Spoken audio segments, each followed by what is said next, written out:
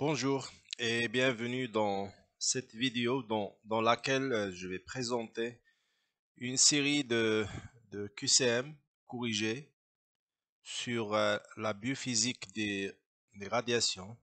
Si ces QCM ont été prises d'examen de biophysique et elles vous serviront en fait à mieux réviser votre cours et se préparer aux examens de fin de semestre.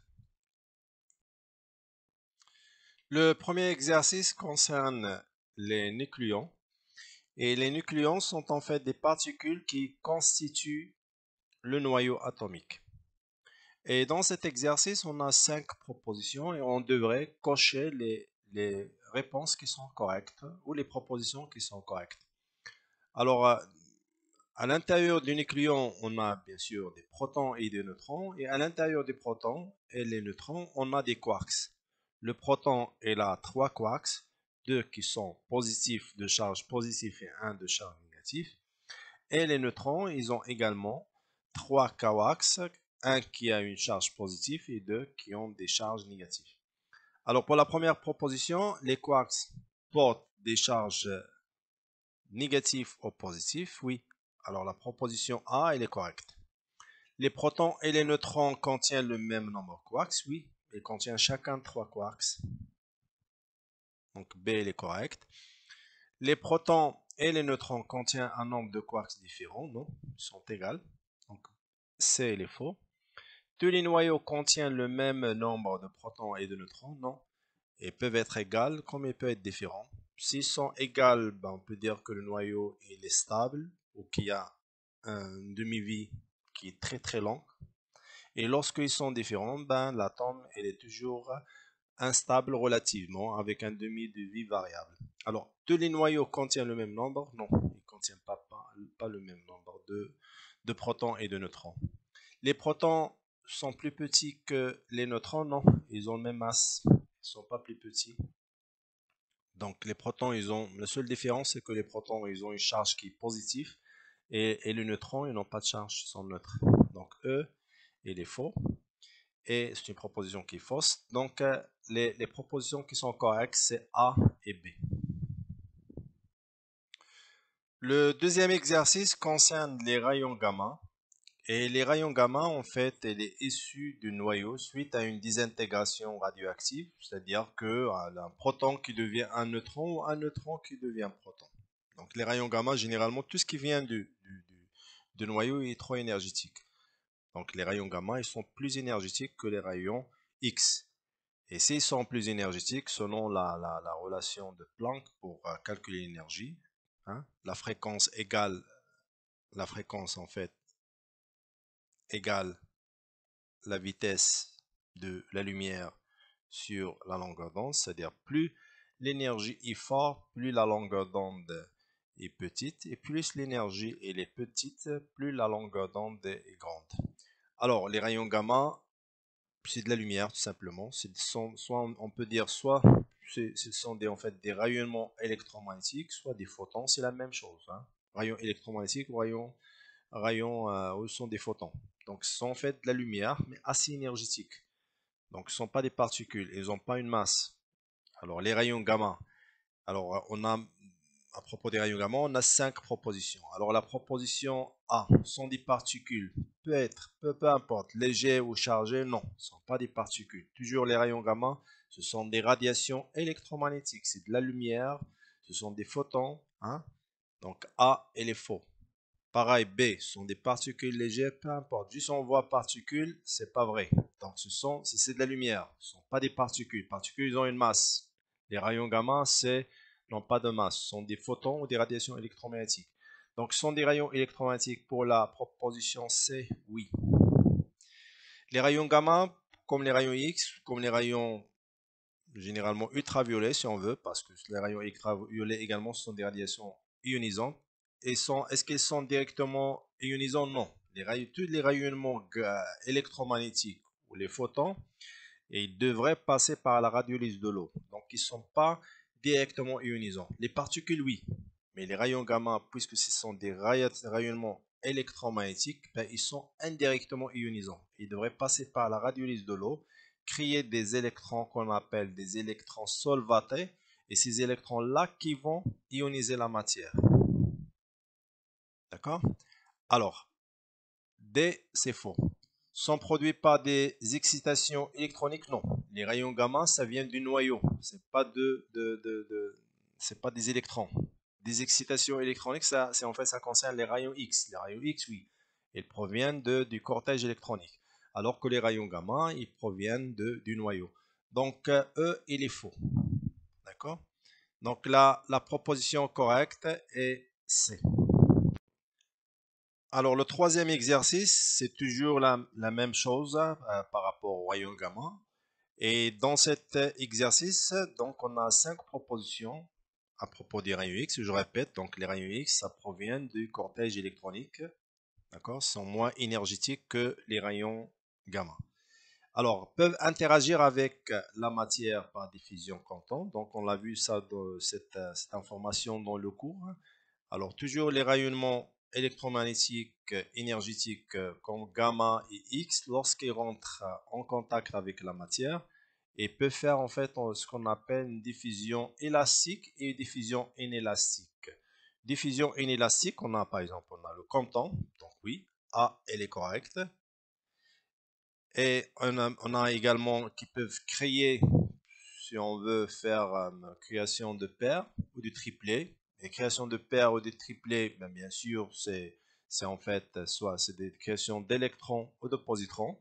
Donc C, elle est correcte. Ils peuvent créer des positrons et ils peuvent également créer des électrons. Donc les rayons X et les rayons gamma. Les deux, une fois ils réagissent avec la matière par diffusion inélastique. On a vu dans le cours, il y a soit l'effet photoélectrique, soit l'effet quantum, soit l'effet création de paires ou création de triplé. Création de paires, création de triplé, bien sûr, c'est juste une émission d'électrons de positrons. D'accord? Et bien sûr, on a l'effet quantum. Donc A, C, D, ici c'est clair, c'est correct. Alors pour la proposition B, peuvent être totalement arrêtées par un écran? Non. Les radiations électromagnétiques, soit X, soit gamma, on ne peut pas les arrêter. On peut que les atténuer. Les particules, ils ont une masse. On peut bien sûr les arrêter.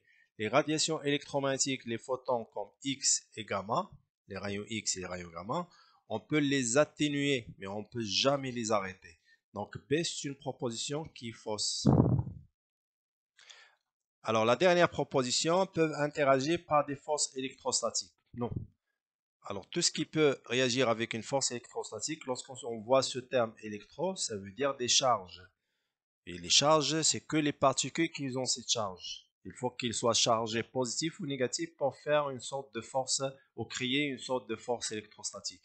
Et puisque les rayons X et les rayons gamma sont en fait des photons, donc ils ne peuvent jamais interagir par des forces électrostatiques. Donc E, il est faux. Donc les propositions qui sont correctes, c'est A, C et D. Alors pour le quatrième exercice, il concerne les rayonnements particuliers. Et les rayonnements particuliers, bien sûr, on a déjà vu dans le cours. Donc je répète, donc ce sont des rayonnements qui ont une masse, qui sont des particules, qui peuvent être soit des électrons, des positrons, des rayonnements alpha. Et alpha, c'est juste le noyau de l'hélium. Ils peuvent être des neutrons, des protons, hein, et des ions qui sont dépourvus d'électrons, c'est-à-dire que le noyau. Et là, pareil, on a 5 propositions. Alors la proposition A, le processus bêta+, ça veut dire la création de positrons, si on veut, correspond à la transmutation d'un neutron en proton. Non. Alors le processus bêta+, c'est l'inverse. C'est en fait la transmutation d'un proton en neutron. Donc A, elle est faux. Le processus bêta-, c'est en fait des électrons qui correspond à la transmutation d'un proton en neutron. Non, c'est pareil. Donc c'est une transmutation du neutron en proton. Donc B, elle est faux. La capture électronique correspond à la transmutation d'un proton en neutron. Oui, donc on a un noyau qui est instable qui va chercher un électron du cortège électronique et le proton va prendre cet électron et il va être transmuté en neutron. Donc C, elle est vraie, elle est correcte. La proposition D, l'électron OG, est due à une désexcitation électronique, bien sûr. On a un rayon X qui est créé, et ce rayon X, en fait, qui va faire en sorte de délocaliser un électron, et cet électron, on l'appelle électron auger. D'accord? C'est l'électron auger, elle est créée par un rayon X, donc c'est une désexcitation électronique. Il est dû à une désexcitation électronique, puisque le rayon X est dû à une désexcitation électronique. Donc D, elle est vraie. Dernière proposition, l'électron de conversion interne est dû à une désexcitation électronique. Non. L'électron de conversion interne, on a un rayon gamma qui naît à l'intérieur du noyau et qu'il va quelque part aller arracher un électron du cortège électronique. Donc c'est en fait la base, c'est une désexcitation nucléaire.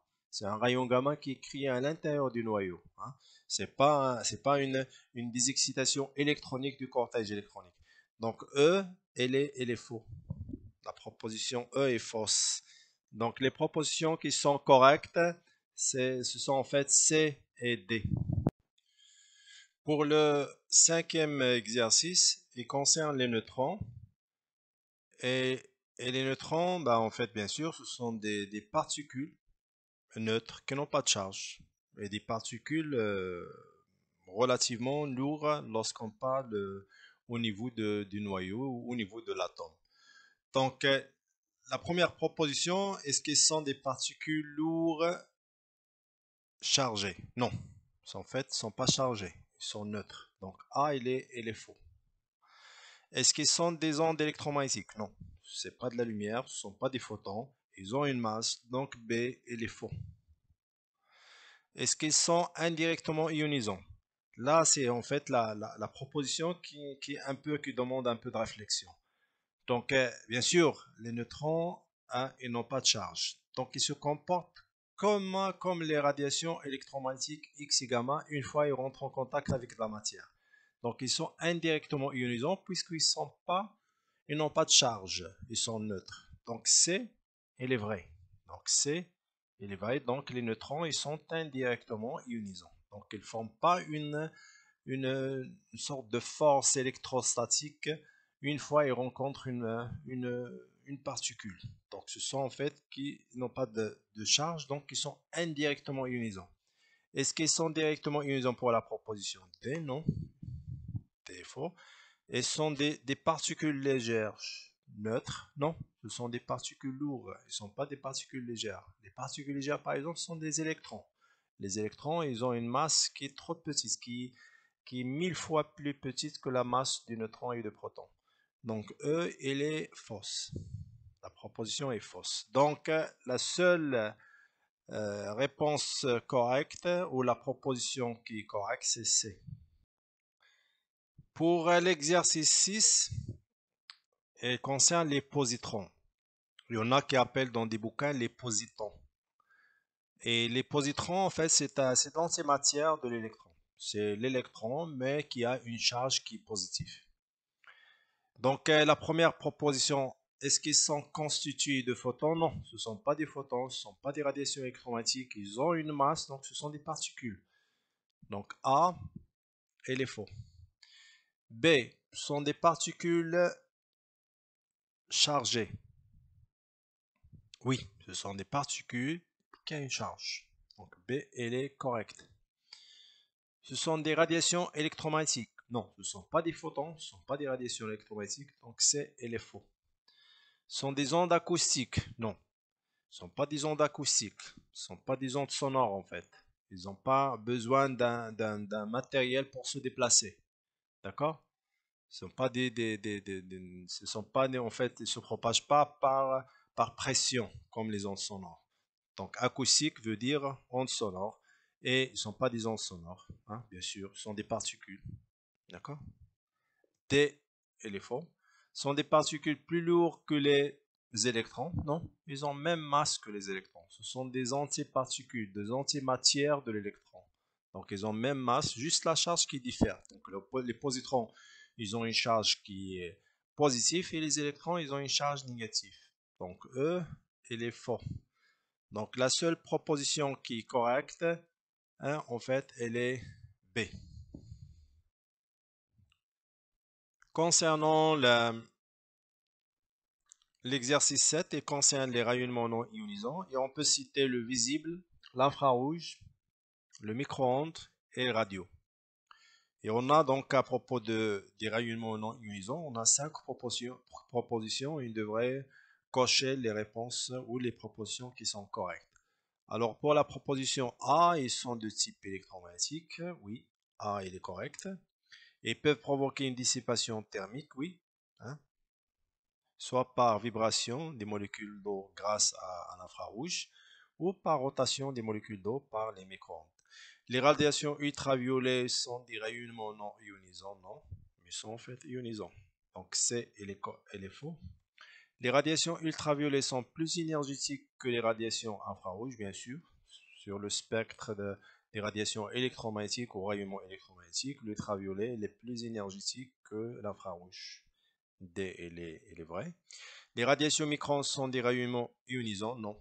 Les micro-ondes, non. Ils peuvent que, à la limite, faire des rotations des molécules d'eau, mais ils ne peuvent pas ioniser la matière. Donc les propositions qui sont correctes sont A, B et D. Alors pour l'exercice 8, parmi les propositions concernant les rayonnements alpha, donc c'est noyau de l'hélium, bêta, qui peut être soit des électrons ou des positrons, lesquels sont exacts. Alors pour la proposition A, un rayonnement alpha est constitué de photons. Non, alpha c'est des particules, c'est le noyau de l'hélium. Donc ils ne sont pas constitués de photons. Un rayonnement alpha est une particule chargée légère. Non, non, c'est très lourd. C'est en fait, on a deux neutrons et deux protons.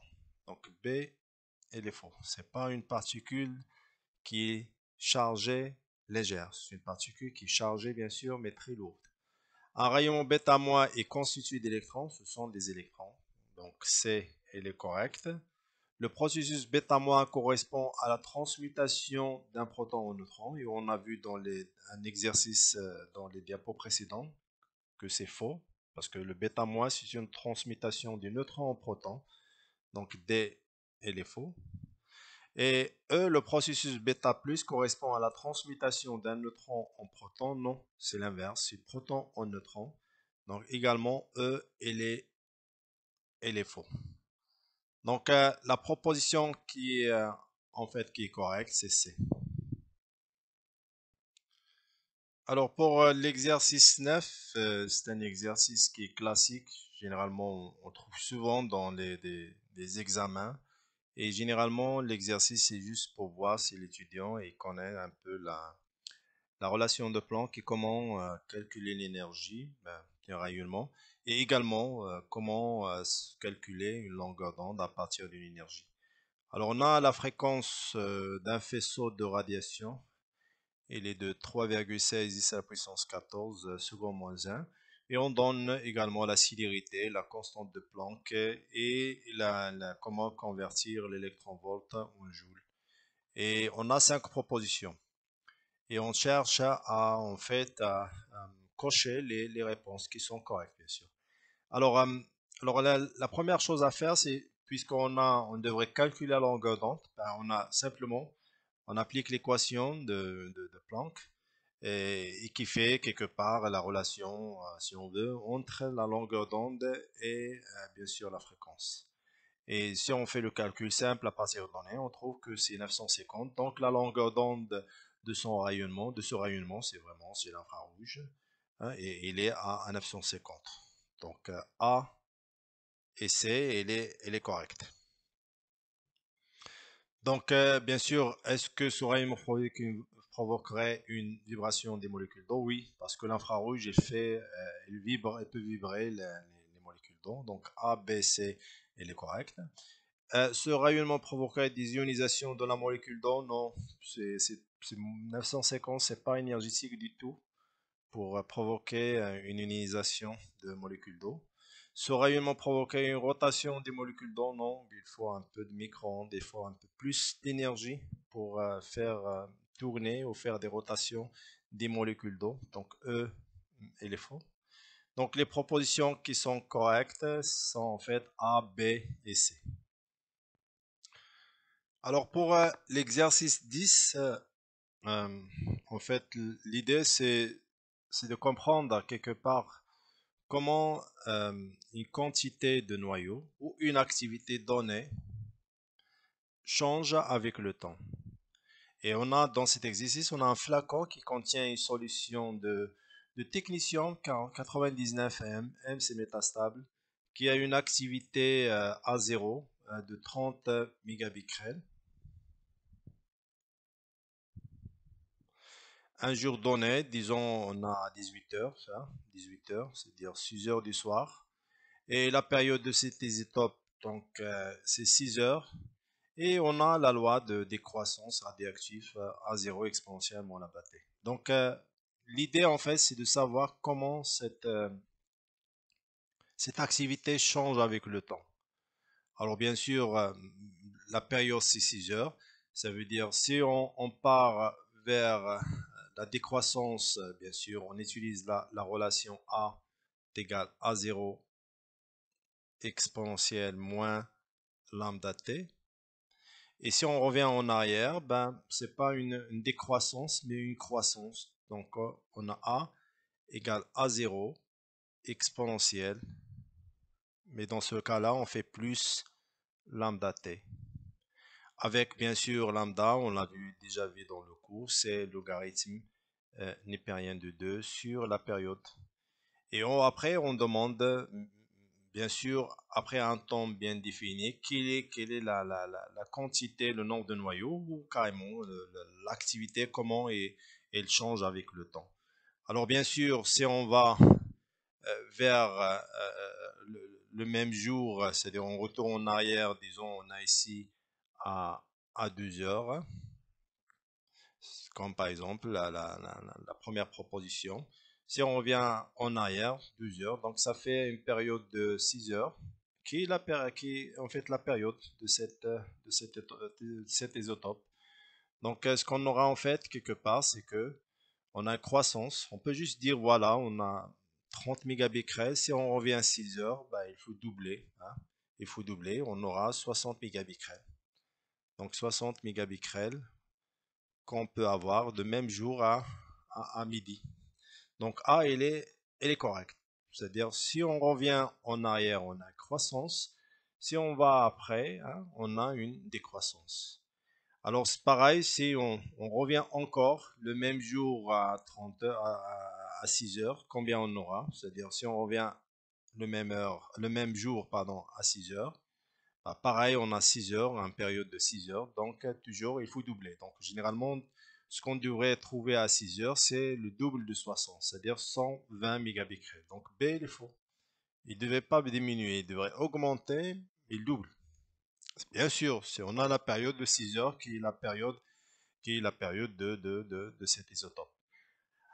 Alors B, il est faux. Le lendemain à 6 heures, ça veut dire on a 18 heures, après on a minuit, après on a 6 heures. C'est-à-dire on a 30 mégabecquerels. Ce qu'il va faire en fait, c'est que il va diminuer à 15, d'accord, après 6 heures. Si on a après, ça c'est minuit, disons, hein, minuit.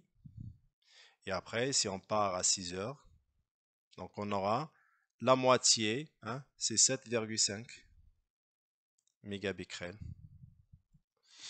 D'accord? Alors, le lendemain à 6 heures, est-ce qu'on a 15 mégabecquerels? Non, c'est faux. D'accord? Et D, pareil, le lendemain à 12 heures, c'est-à-dire 6 heures, si on part 7,5, la moitié de 7,5, non, c'est pas 7,5, c'est la moitié de 7,5, donc D est faux. Et le lendemain à 18 heures, si on fait le même calcul, on trouve que E, c'est vraiment hein, à 18 heures. Le lendemain à 18 heures, c'est la valeur, ce qu'on devrait avoir, hein, c'est 1,875 mégabecquerels. C'est-à-dire, l'idée, c'est que si on a une quantité de noyaux, ou une activité donnée à un temps bien défini, on veut injecter à un patient demain, par exemple, à une heure bien définie, combien on aura? Combien on devrait préparer maintenant pour avoir une activité donnée qu'on devrait injecter au patient demain à une heure bien définie. Et ça, en fait, l'objectif de cet exercice. Donc, les propositions qui sont correctes sont A et E. Alors pour le 11e exercice, on a une dose qui est composée d'une molécule marquée au technetium 99 métastable qui est préparée le matin à 8 heures. Et cette dose est ensuite fractionnée de manière à ce qu'on puisse administrer chez un même patient 2 millicuries à 14 heures et on attend 24 heures pour administrer à la même heure la même dose. Alors la période de cette molécule elle est de 6 heures et on demande dans la question de quelle est l'activité minimale qu'on doit avoir pour faire, hein, pour faire en fait ces deux administrations. C'est-à-dire quelle est la dose ou l'activité minimale que doit avoir la dose préparée à 8 heures. Alors on a deux façons à faire. Soit on applique la loi de décroissance, c'est-à-dire on a une activité donnée et on cherche l'autre activité après un temps donné. Et bien sûr, lorsqu'on a une décroissance, c'est-à-dire on a un temps donné, lorsqu'on passe après, et bien sûr, on utilise le moins dans notre équation. Et on retourne en arrière, bien sûr, on utilise le positif, c'est-à-dire un signe positif de croissance plutôt que décroissance.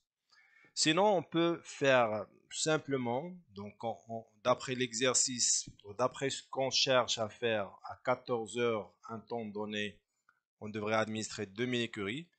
Si on applique la loi de décroissance, juste on prend en considération la période qui est de 6 heures, c'est-à-dire si on passe de 14 heures en arrière, après à 8 heures, donc on devrait avoir 4 millicuries pour administrer 2 millicuries à 14 heures. Si on revient encore en arrière, puisque la période de 6 heures, donc on devrait avoir 8 millicuries. Si on revient encore 6 heures, on devrait trouver 8 fois 2, ça fait 16 millicuries. Si encore on recule dans, c'est-à-dire 6 heures en arrière, on devrait avoir 16 plus 16 fois 2, ça fait 32 millicuries. Et bien sûr, plus 2 millicuries qu'on devrait administrer, c'est-à-dire on devrait avoir un total ici qui est de 34 millicuries. Si on revient 6 heures en arrière, on devrait doubler, ça veut dire on devrait avoir 68 millicuries. Et la proposition qui est correcte, c'est la proposition E. Donc on devrait avoir 68 millicuries pour faire ces deux administrations.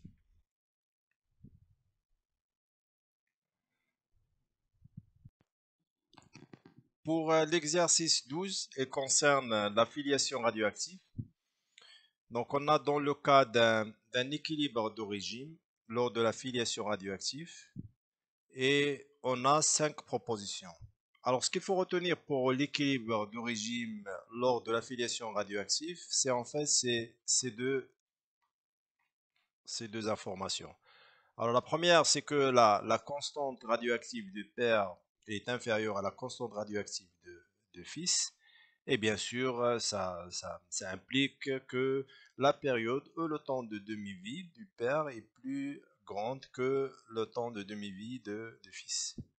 Et après, on a l'équation de différentielle de l'affiliation radioactive nous donne l'activité de B en fonction de l'activité de A. Ils ne sont pas égales, mais il y a un paramètre qu'on devrait calculer qui fait la différence entre l'activité de A et l'activité de B. Alors pour la première proposition, les noyaux du père et du fils varient parallèlement après l'équilibre, bien sûr. Donc ils sont parallèles.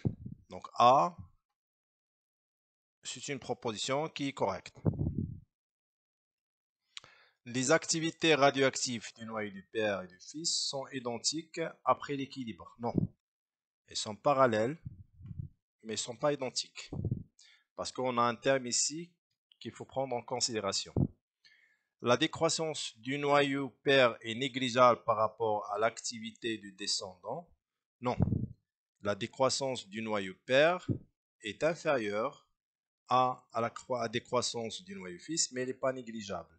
Donc C, elle est faux.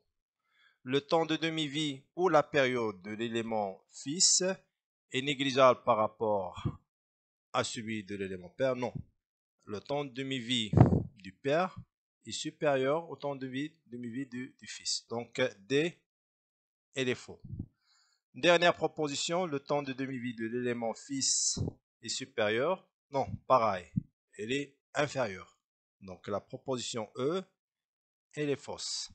Donc la seule proposition qui est correcte est la proposition A. Alors pour l'exercice 13, il concerne la période physique, biologique et efficace. Alors bien sûr, la période physique, c'est le temps au bout duquel la moitié d'un nombre de noyaux est, est diminuée de moitié. Alors que la période biologique, c'est le temps au bout duquel la moitié d'une quantité ingérée ou inhalée ou captée par un organe donné est éliminée de cet organe ou de l'organisme ou quelque part a perdu la moitié de son activité biologique. Et bien sûr, via des processus qui sont purement biologiques. Alors que la période physique, c'est vraiment physique, hein, pas des processus physiques qu'on a déjà vus dans le cours. Ah, pour la période efficace, en fait, c'est le temps au bout duquel la moitié d'une quantité a été éliminée de la moitié de l'organisme ou de l'organe en question en tenant compte les deux périodes, c'est-à-dire la période physique et la période biologique. Alors, dans l'exercice, on injecte un malade par voie intraveineuse une molécule marquée alliode 131. Et bien sûr, l'iode 131, il a une préférence à la thyroïde. La période physique de cette molécule, elle est de 8 jours. Et la période biologique est de 140 jours. Et on a 5 propositions qu'on devrait en fait cocher les propositions ou les réponses qui sont correctes. Alors on a deux équations qui sont en relation avec la période efficace, la période biologique et la période physique. Et bien sûr, pour la première proposition, la période efficace elle est de 7,57 jours. Donc on fait simplement application de l'équation qu'on a vue dans le cours. Et d'habitude, on le donne à l'examen. Et vous allez trouver que la valeur elle est de 7,57 jours. Donc A, c'est une proposition qui est correcte. La période efficace elle est de 3 heures, non? C'est faux. Pour la proposition C, la période physique dépend de la nature de l'organe, non? La période physique elle dépend des processus qui sont purement physiques. Elle ne dépend pas de l'organe. Donc la proposition C, elle est fausse. La période biologique dépend de la nature de l'organe cible, bien sûr, parce qu'il est éliminé de l'organe cible par perte de son activité et c'est vraiment dû vraiment à la nature de cet organe. Pour la proposition E, après la période biologique, toute la quantité de l'iode 131 sera éliminée. Non, c'est que la moitié, c'est pas toute, c'est que la moitié. Que la moitié de la quantité de l'iode 131 sera éliminée. Donc E et les faux. Donc les propositions qui sont correctes, c'est A et D. Voilà, c'est le dernier exercice. Si jamais vous avez des questions ou des exercices ou des questions d'examen que vous voulez qu'on fasse ensemble, vous pouvez juste me l'envoyer et on pourrait les traiter dans d'autres vidéos. Également, il y a d'autres vidéos qui vont suivre celui-là et qui va traiter d'autres parties du cours qu'on avait ensemble. Bon courage!